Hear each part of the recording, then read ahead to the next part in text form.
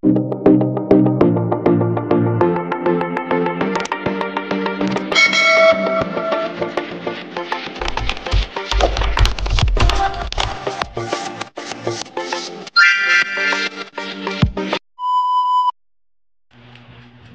siya sa'yo at habul-habulin ka niya lagi. Hello mga guys, kumusta kayo? Panibagong araw, panibagong video na naman tayo. And sa araw na ito ay isa na ng video ang aking tuturo sa inyo na simpleng gabay o simpleng pamamaraan na makakatulong sa atin. At bago ang lahat, gusto ko lang mag-disclaimer. Sa mga taong hindi naniniwala at hindi gusto ang mga kagaya nitong video, please skip this video and maghanap kayo ng videos na gustong-gusto nyo dahil ang video na ito ay para lamang ito sa mga taong naniniwala and gusto mag-try. Sa lahat po ng mga nagko-comment dito sa aking video dito sa loob ng aking channel, mag-ingat sa lahat ng mga nagre-reply sa inyo na dinadala kayo sa kanilang WhatsApp in Imo app upang makaiwas po tayo sa scam. Ngayon po ituturo ko sa inyo paano tayo babalikan at habul-habulin ng taong nang iwan sa atin. Yung tipong dating tayo yung naghahabol is ngayon ay siya na naman ang maghahabol sa atin.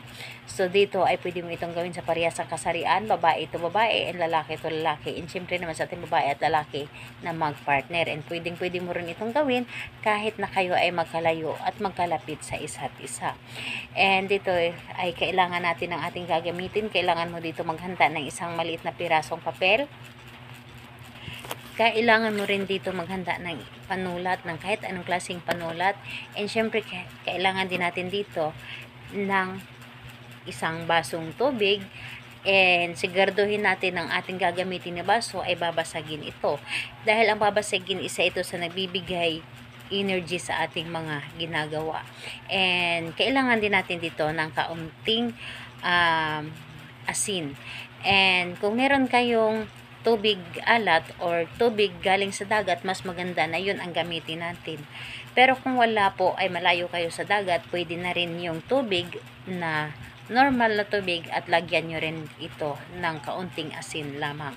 So yun lamang ang dapat nating ihanda. Kailangan mo lamang dito na handa ka sa iyong sarili na kapag gagawa kayo ng isang ritual is kailangan na buo ang inyong loob, tiwala at paniniwala sa paggawa nito. Dahil kapag wala tayong tiwala at paniniwala, masasayang lamang ang ating oras sa paggawa nito.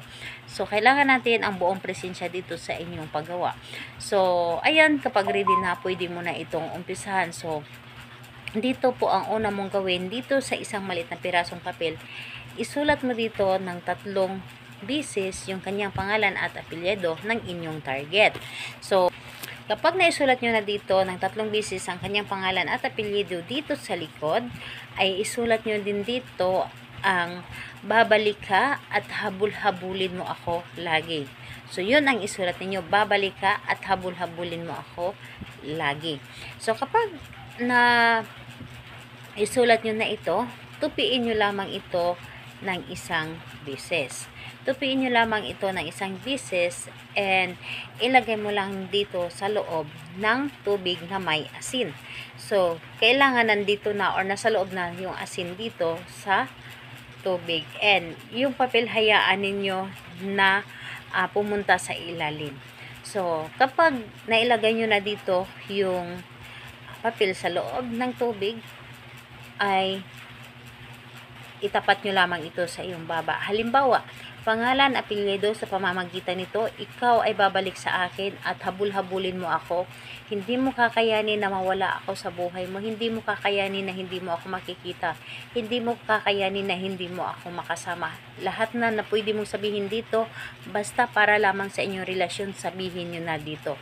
And ayun po, pagkatapos mong mag-wish dito, ang gagawin ninyo, ang baso na ito ay ilagay mo ito sa ilalim ng inyong kama. Dapat po ay nasa ilalim ito ng inyong kama, sa center po dapat.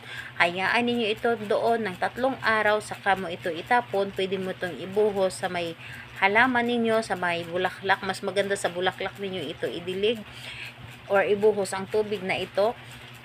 And ayun po, maramdaman ninyo ang resulta nito. Hindi magtatagal, ito ay gagana sa inyo. So, ayun, kung magtatanong ka kailan ito pwedeng gawin, maganda itong gawin sa araw ng Tuesday and Friday or may sinag ang buwan.